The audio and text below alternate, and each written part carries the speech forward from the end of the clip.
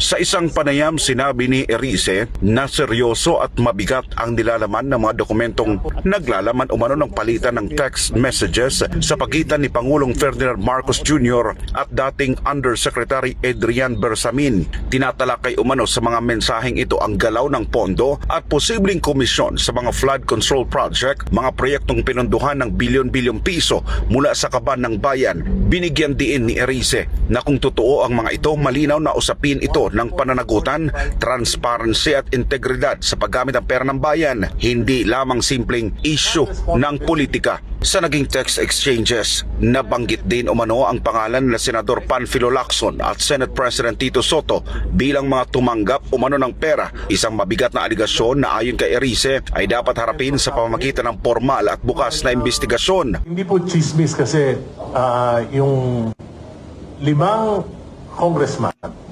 inimbita ni Congressman Lepiste.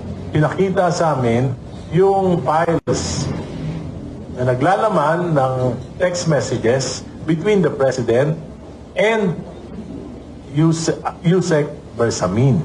Nandun po, nakalagay doon, 7 billion. Nag-report siya kay Presidente, natanggap na lahat ng 7 billion at March 24 po yun, 2025. At susunod niya yung kwenta kung saan napunta yon. At may mga napunta doon sa mga kandidato na alyansa, 11. 12 po yung kandidato na alyansa, 11 yung nabigyan. Lahat po nabigyan. So including Senator Lacson. Di ba? Senator Lacson and Senate President Tito Soto nabigyan. Alam po na hindi naman nila alam kung saan galing yon. Kaya walang problema doon.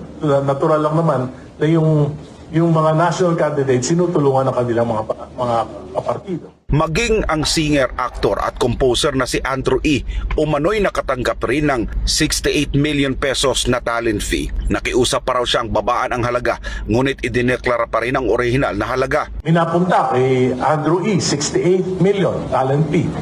At yan ay dumaan lahat kay Congressman Toby Chanco. Ang ginawa ko, pinunta ko si Kong Toby. Dahil kaibigan ko naman yan. Tinanong ko siya, totoo ba yan? Sabi niya, totoo.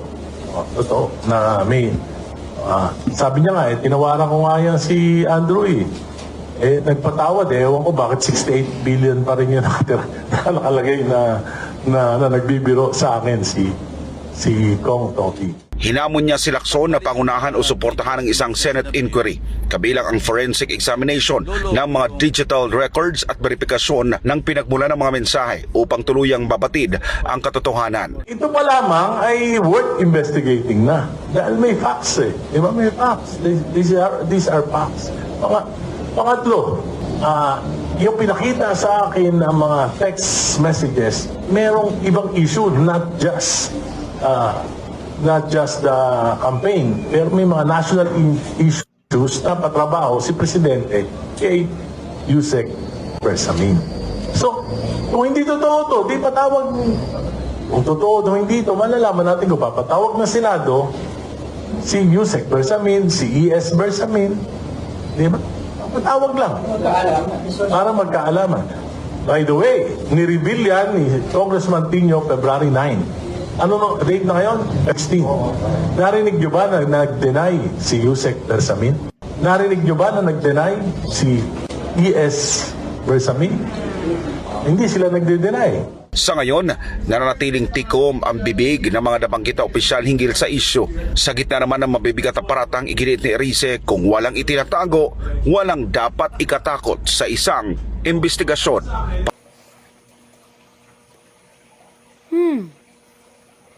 Ito po ngayon ang nararamdaman ng ating President Bongbong Marcos. Kung napapansin niyo po, ang puso niya. Ayan. Bakit po ang puso niya ang inilabas? Sa nangyayari po ngayong tensyon, sa nangyayari po ngayon na balitaktakan, sa totoo lang po, walang masisisi kung hindi siya. Kung actually, ito baka sermonan ko pa nga po yung mga taong nakikinig na talagang sasabihin nilang sila'y makamarcos. Kung talagang makamarcos kayo, sana narinig nyo noon ang YouTube at vlog ko. Napayuhan nyo po ang ating presidente, kung sino man ang nakaririnig nito, na maghinay-hinay sa pagdidesisyon tungkol sa isang pamilya.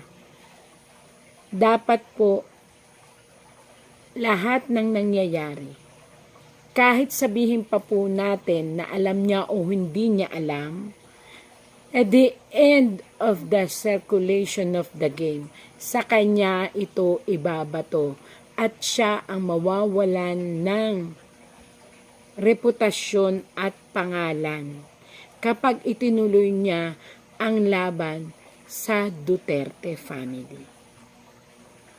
Sinasabi ko na po ito noon kasi nangyari na eh. So it means totoo ang aking hula, totoo yung vlog. Pero ito, nakita ko ngayon dito, ang kanyang puso ay puno ng pangamba. Bakit? Sa nangyaring sitwasyon ng butuhan, ipinakita ng sangbayan ng Pilipino na ayaw na nila sa sitwasyon ngayon. At bakit nangyari yon? Dahil po sa, hindi natin alam, kasi ang nakalagay lang dito is dahil sa mga desisyon na hindi napag-aralan. At ang ginamit ay ang impulsive thinking or yung sinasabi natin na kung ano ang may kumbaga sa papel, ito binigay ko sa inyo, hindi na niya siguro nabasa, tuloy-tuloy lang, and then pinatupad, and then ngayon nagkagulo. Ang naging kalaban po niya ngayon ay ang sambayan ng Pilipino. Pero marami pa rin naman po nagmamahal sa kanya. Ayan, ang dami pa rin naman po nagmamahal sa kanya. Again and again, kung may nakakarinig po nito na President Marcos po, sana po mapagpayuhan na wag basta makinig, wag basta magdesisyon. Hanggat maaari, i-stop ang lahat ng issue sa isang pagkaing nagbigay sa iyo ng anghang. Kasi kapag ito ay nilagyan mo pa ng nilagyan ng anghang ang isang issue na yan, maniwala po kayo, mapapaso kayo sa dulo. At ang kalalabasan ng pagkapaso, sunog. At ang sunog, pagkawala ng kung anong meron.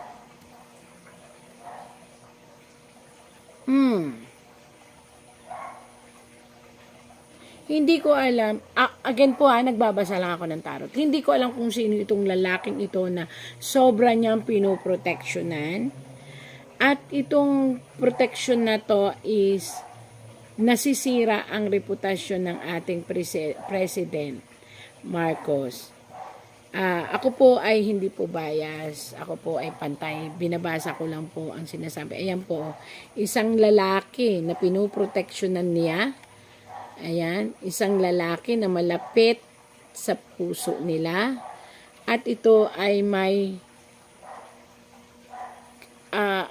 parang matatanggap, may tinatanggap itong kayamanan or pera or what na ibibigay ng, siguro parang mayroon silang hinahabol na pera. Isang revelasyon ng inyong tarot na parang ngayon lang kayo nagigising na may 1, 2, 3, 4, 5, 6, 7 tao po ang parang bubuyog na bulong ng bulong sa inyong tenga ang sinunod ninyo.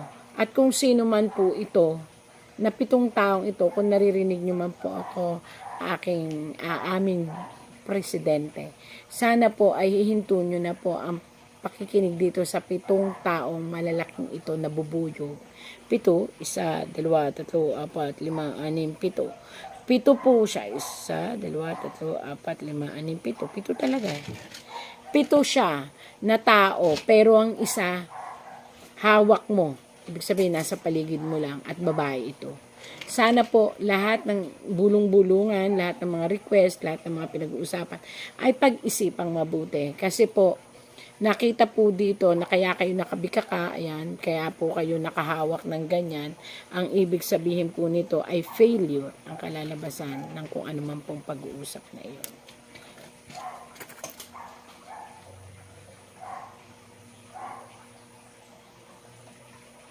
Nako.